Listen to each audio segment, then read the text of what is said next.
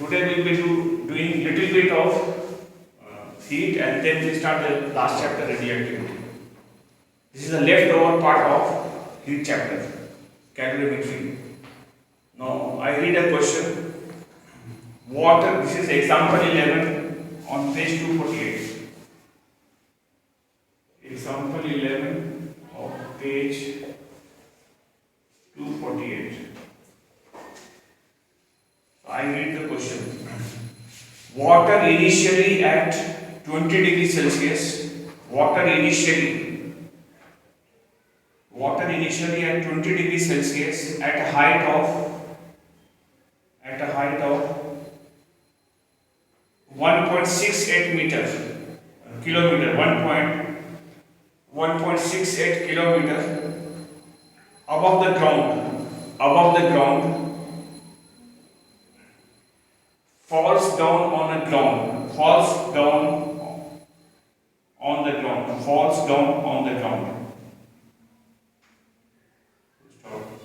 Taking the SHC of water equal to taking the SHC, specific heat capacity of water equal to 4200 joule per kg per Kelvin. 4200 joule per kg per Kelvin, comma. Find the final temperature of water.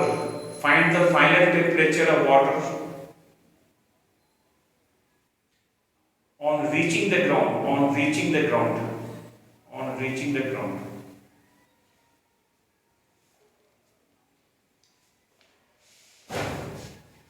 Then write down, take G is equal to 10 meter per second square. Take the value of G, small g.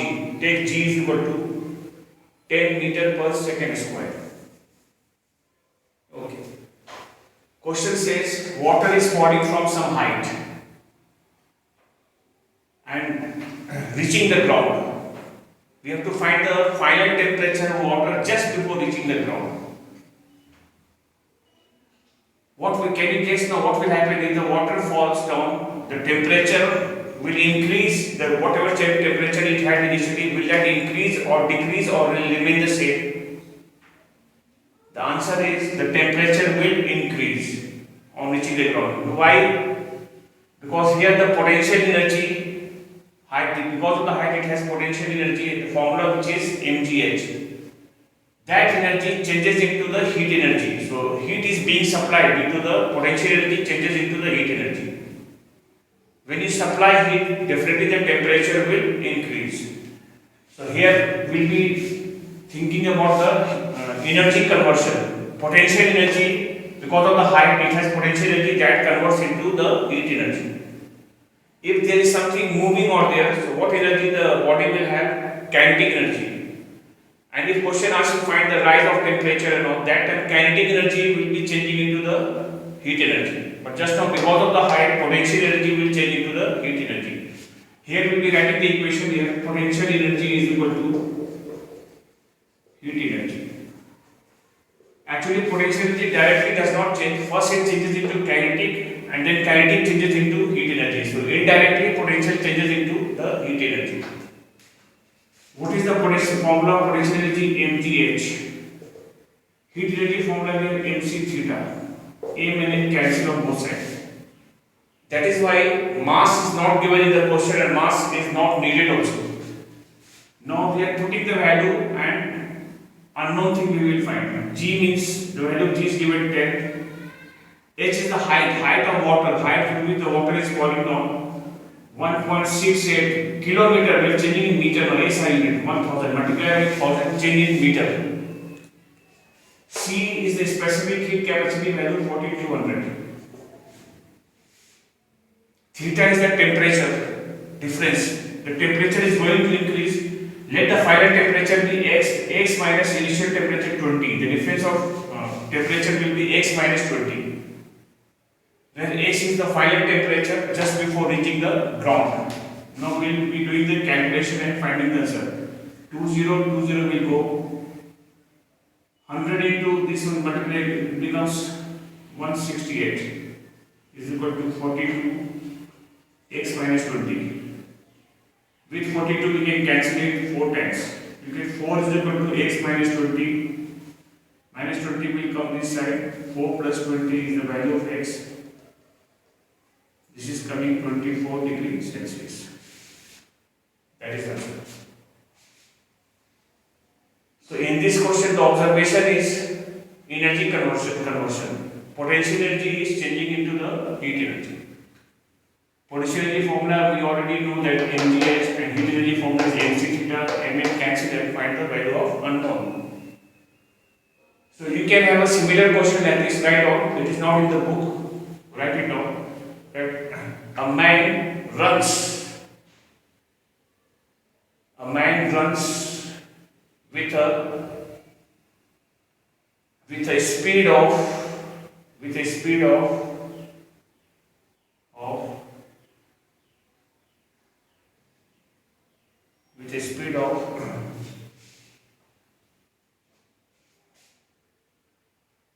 10 meter per second. 10 meter per second. 10 meter per second. Find the rise of temperature. Find the rise of temperature in the man.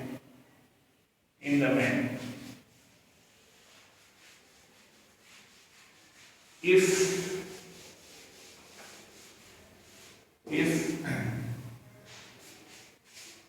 SHC of specific heat capacity of water equal to SHC of water equal to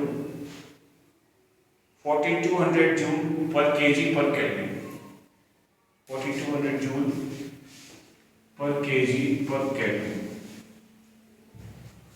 In this question, what is the observation? The man is running. So what energy the man will have? Kinetic energy. And the question is asking find the rise of temperature. That means that kinetic energy must be changing into the heat energy. So we will be writing the equation like this. Kinetic energy is equal to heat energy. We will write that. Formula of kinetic energy we have half mv square. This will be mc theta. M and n cancel. That's the mass of the man not required for this question. Now we are putting the value half. 10 square means 10 into 10. C is 4200. Theta value we have to find. Theta is the rise of temperature. Actually, the man's temperature will be increasing due to the increase in the temperature of water in the man's body. That's why specific capacity of water will be used. Because we know that in the man, it is water which regulates the temperature, the body temperature. Body temperature becomes low or high, it is all because of the heat gained by water or heat lost by water. So now we are doing the calculation and finding 20 will go, because 1 upon 2 into 42 is the value of theta. Therefore theta value is coming 1 by 84 degrees Celsius. We can leave the answer like this in fraction, but exam time we should not leave. We should find the answer at least in 1 or 2 decimal place. We will be doing the division here and finding the answer here. Point will go, point you put a 0 here, 1 more 0, 84 1 times 84 nearly 2 times. So here the answer we are writing approximately 0.012 degrees Celsius. Approximately. Not very accurately, but approximately, because 8 2s are nearly 60. 2 I have put here. So that is answer. I think you understood this one. Now there are questions, though it is mentioned in the syllabus that latent heat, problem of latent heat has been removed, but for the sake of precaution, we will be doing 1 or 2 problems on the latent heat. Okay. I mean, latent heat is involved when there is a change of state. When a body changes its state from liquid to vapor, or at the melting time, or at the boiling time, or condensation time, or the freezing time, that will be involved.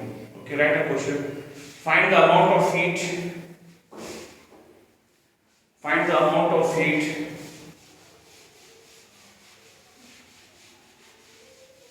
Find the amount of heat required. Find the amount of heat required by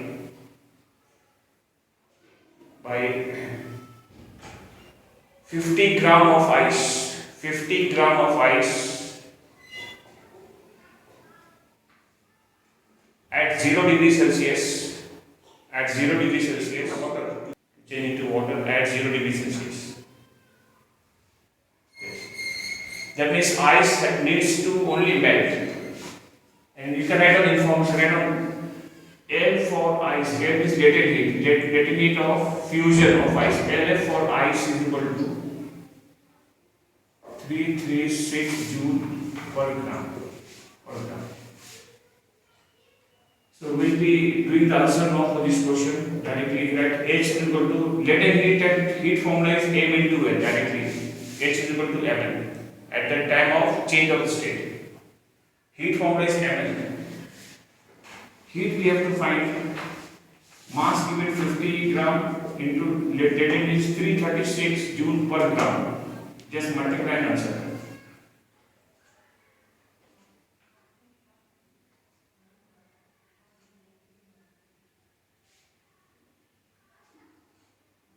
Answer is coming 60,800 joule. Unit is joule. Unit for heat is joule. This answer. This is the direct one. Same way, another question, right? Find the amount of heat required. Find the amount of heat required by 2 kg of water. 2 kg of water at 100 degree Celsius. At 100 degree Celsius. To change into steam. To change into steam at 100 degrees Celsius. At 100 degrees Celsius. Here you write latent heat. Kelvin is latent heat of vaporization for steam. Kelvin is latent heat of vaporization. Latent heat of vaporization for steam is equal to, and the value what we given is 2260 joule per gram. Okay, now again we are only changing the state from water to steam. H is equal to that ml, or you can write mlv. Mass is given how much in the question? 2 kg. How much? 2 kg, no? But it is given in gram out here. We have to change. This is given gram wise, whereas the mass given in the question is in kilogram. You have to change. 2 kg will be 2000 gram. Into latent heat of vaporization is given 2260. Now we will multiply and find answer. 40 comes here. 2 6 are 12. Answer is this one. 4,52,000 joules. That is answer. So this type of question may come for 2 marks, though the chances are very, very less, because this portion has been removed from the syllabus. But anyway, we have just touched this aspect. So now we can start the last chapter, radioactivity. Radioactivity. First one, we write down definition of radioactivity in this chapter. What is radioactivity? Can I? The spontaneous definition is the spontaneous emission, EMISSION, the spontaneous emission of radiation. The spontaneous emission of radiation from a substance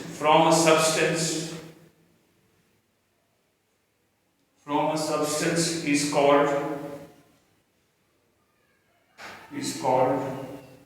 the radioactivity. Is called the radioactivity.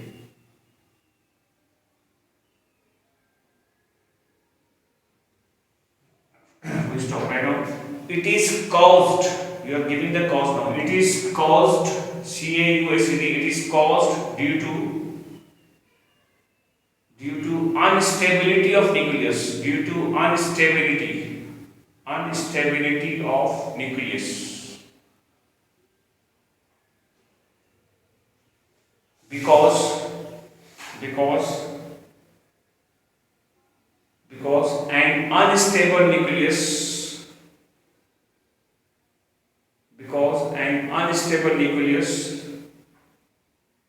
disintegrates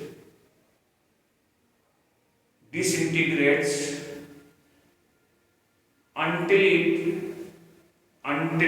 it attains attains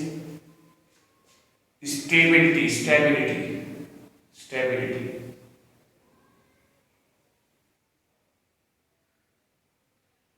Then next line you write, nucleus becomes unstable. A nucleus becomes unstable when number of neutron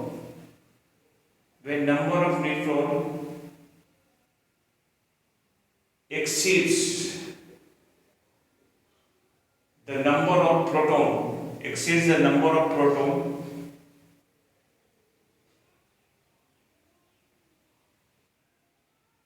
by 1.5 times. By 1.5 times. 1.5 times. Stop. The substance which emits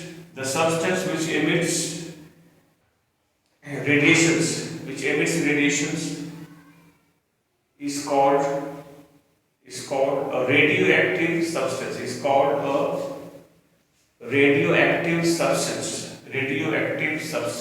Radioactivity is a nuclear phenomenon. Radioactivity is a nuclear phenomenon.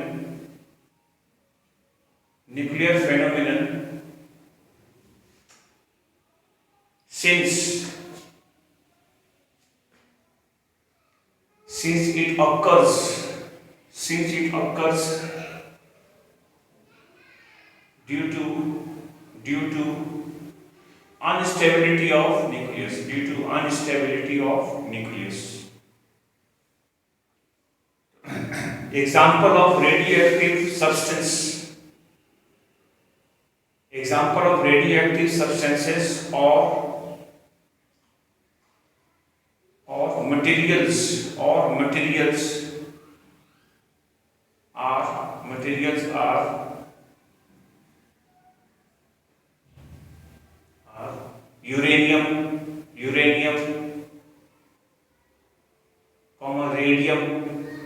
radium, thorium,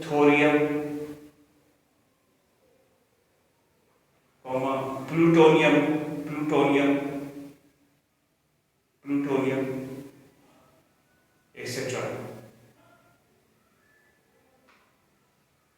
Okay, now next line you write one more point. Radioactivity of a substance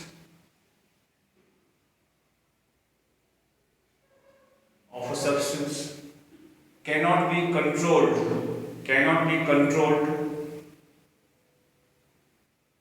or stopped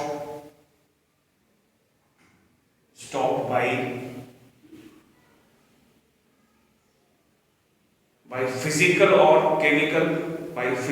or chemical activity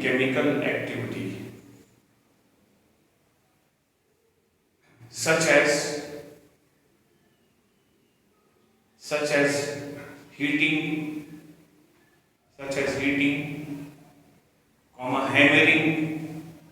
hammering,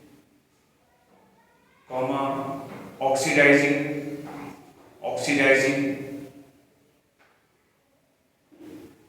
etc.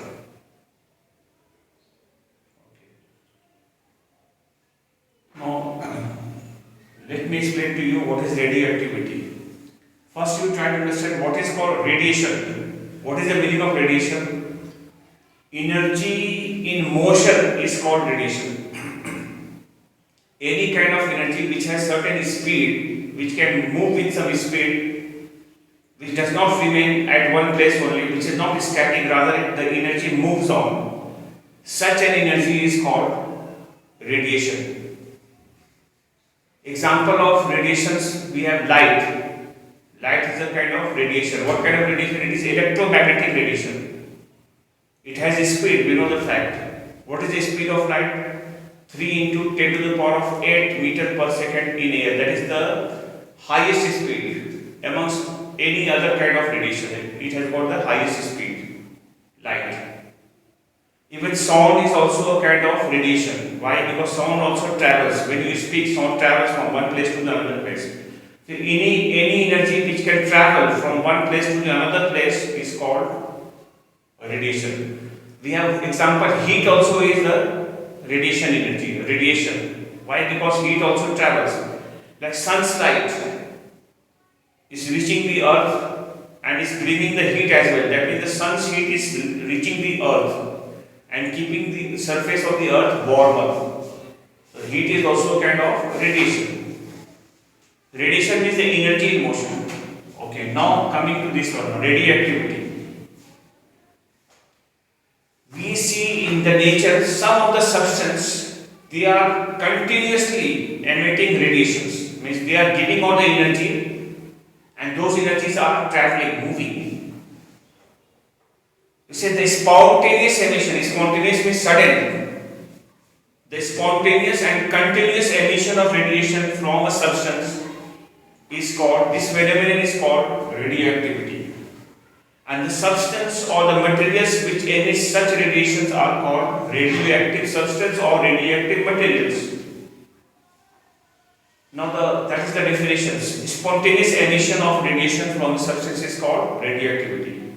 Now the second point which you have written, what causes radioactivity? What is the cause of radioactivity? We say radioactivity is caused due to the instability of nucleus.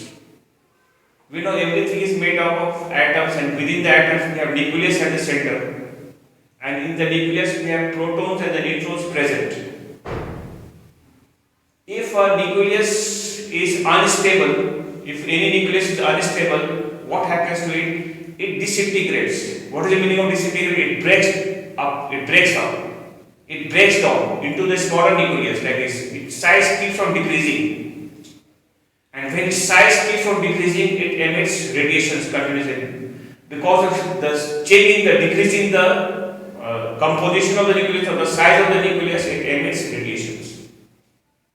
And that we are calling radioactivity. So radioactivity is caused due to instability of nucleus. Because unstable nucleus disintegrates, breaks up, until it becomes stable. Once it becomes stable, then it will not be giving out radiations. Its capacity of emitting radiations will be lost. Now, what makes a nucleus unstable? The answer is, if any nucleus has excessive number of neutrons than the protons. It has excessive numbers of neutrons, more number of neutrons than the proton. Then such a nucleus is unstable, and such a nucleus will be emitting radiations. For example, suppose we are having a nucleus X with the, like this I write 20 here and I write here 60. This is called atomic number, this is called mass number. This one is called atomic number. And this is denoted by Z. This top one is called mass number, and is denoted by A. Atomic number of the nucleus means the number of protons. That means X has got how many protons? 20. And mass number means the number of protons and neutrons together.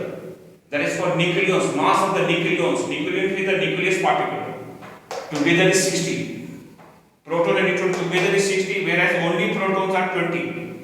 How to find the number of neutrons? A value will come A minus Z. From A you have to subtract Z, you get the value of number of neutrons. 60 minus 20 will do. 60 minus 20, the answer is 40. That means in the nucleus X, how many neutrons are present? 40. And how many protons are present? Protons we can write as P, or we write like this H, hydrogen, like this, 1H1. This means proton. Either this way we can write, or we can write only P. How many protons are there in it? We say 20. So you can write directly 20. The atomic number represents the number of protons in the nucleus. So we have how many neutrons? 40. And how many protons we have? 20. We find neutrons are in excess. Neutrons are in excess quantity than the protons. How many times it is in excess? We will find the ratio. How many times we will find NP ratio. N by P value we will find. N divided by P. That means we will divide 40 by 20. The answer comes 2.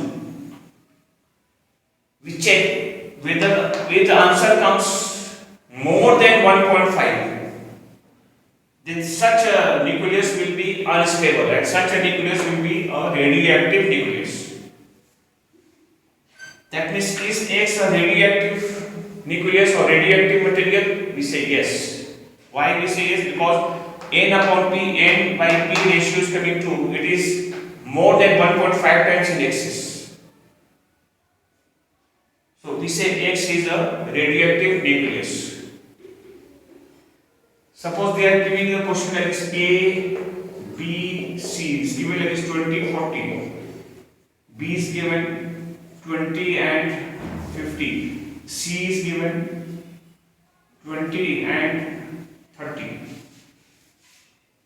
They are asking check which of them is a radioactive nucleus. Which of them is a radioactive nucleus?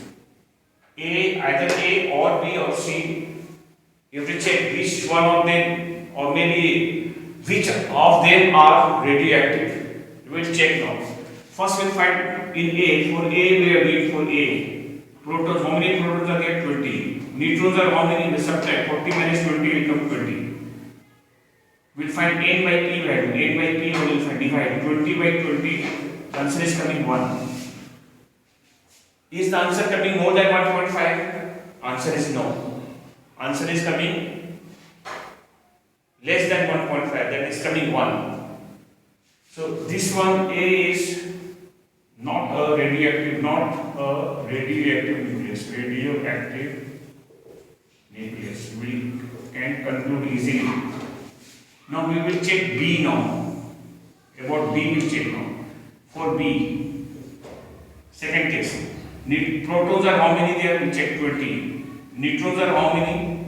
50 minus 20, 30. N by P value we will find 30 by 20. This is coming 1.5. 1.5. Is it a radioactive nucleus? Answer is no. Up to 1.5 is not a radioactive nucleus. It has to be more than 1.5. More than 1.5. If it comes 1.5, 1.52, 1.6 and all, then it will be radioactive. Just now N by P value is coming 1.5. This is also not a radioactive nucleus. Now we'll check for C.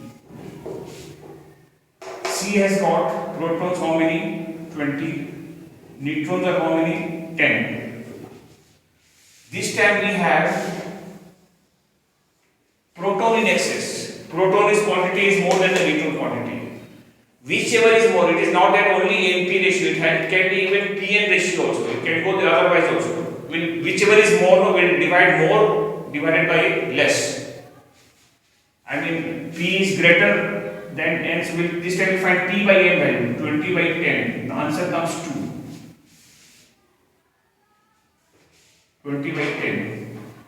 The answer comes 2. Whichever is in excess, will divide excess by less quantity and check the answer coming out. The answer has to come more than 1.5. It can be N by P either or P by N, depending upon the situation. Here we find the answer is coming 2, which is more than 1.5. This will be radioactive. Like that. Yes, it's radioactive. Here you can write non-radioactive. Here also you can write non-radioactive. But here you will write radioactive. So what is the criteria? The nucleus is unstable only when it has excessive number of neutrons either or excessive number of protons. But in the nature we find, talk about the nature. In the nature we find most of the nuclei, natural radioactive materials contain excessive number of neutrons, and artificial radioactive materials contain more protons than the neutrons. But in any ways, both of them are radioactive materials. One is natural radioactive material, the other one is artificial one. But they are radioactive.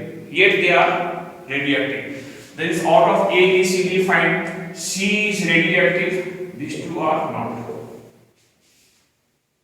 This is how we check whether a given substance is a radioactive material or not. Hope you understood. If neutron is more, then the proton will divide. N by P value will find. And check the answer. If the answer comes more than 1.5, it will be a radioactive nucleus. Or such a material will be radioactive in nature.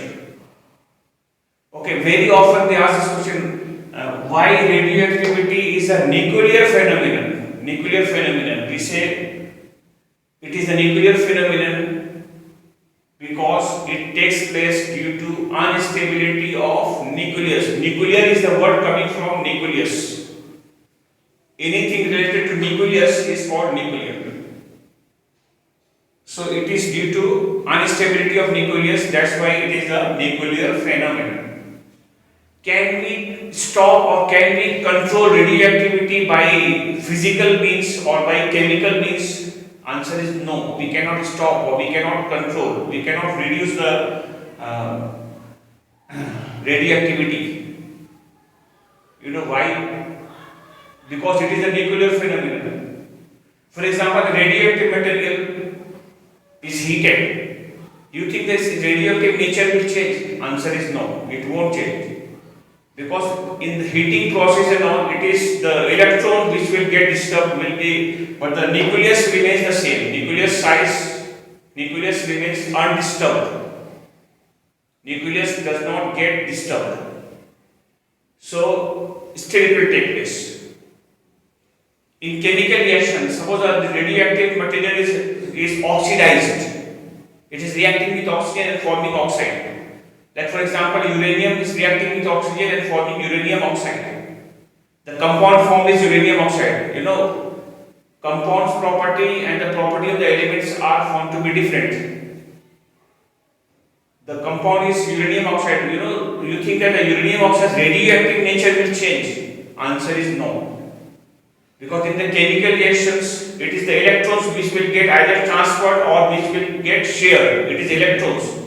Nucleus or protons or the neutrons never take part in chemical reactions. So its radioactivity will remain unchanged. It will not change, it will keep on happening. That means radioactivity cannot be prevented, cannot be stopped by oxidizing it, by using it in a chemical reaction, or by heating it, by melting it, by cooling it. By any means we cannot prevent the radioactive nature of the radioactive materials or the substance. We cannot prevent it. So this is quite important one. They have asked this question many times in ICC and they are asking like this. Thorium is oxidized to form thorium oxide. What happens to its radioactive nature? Question says that. We say its radioactive nature will not change because radioactivity is a nuclear phenomenon. If you write this much, is good enough. Because its nucleus is unstable, it still disintegrates, causing radioactivity. Hope you understood till here. So today we started, tomorrow we will continue. You got the idea what is radioactivity and radioactive materials. Example I have given there. Examples are uranium, thorium, polonium. They are all natural radioactive materials. In periodic table, the elements whose atomic number exceeds 82. 82 is the atomic number of lead. Last element which is not radioactive is lead. And above lead, whatever comes, they all are radioactive in nature. Above the lead. Like you will find thorium, uranium, there are so many: strontium, gallium, iridium, indium, plutonium, thorium, polonium, etc. So many are there.